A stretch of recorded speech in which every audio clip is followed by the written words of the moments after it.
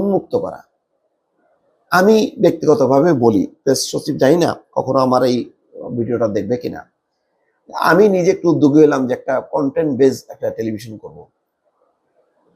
দেখলাম যে না, ওনাদের হলো যে ওই যে বললেন না, আমরা কাউকে চাকরি দিচ্ছিও না, কারোর চাকরি খাচ্ছিও না, এটা কোনো নীতি হলো?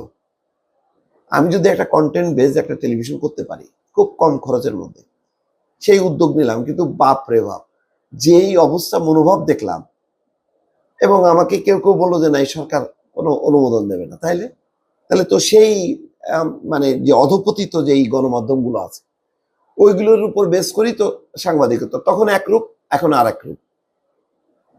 তো গণমাধ্যম যাতে স্বাধীন হয়, সাংবাদিকরা যাতে নিরপেক্ষভাবে কাজ করতে পারে, বস্তুনিষ্ঠ সাংবাদিকতা যাতে শিখতে পারে, সেই এনভায়রনমেন্টটা কোথায়, সেই প্রতিষ্ঠান কোথায়, সেইগুলোর দিকে নজর রাখার দরকার। এখন ওই জাতিসংঘ দিয়ে তদন্ত করার দরকার নেই, এটা সবাই জানে।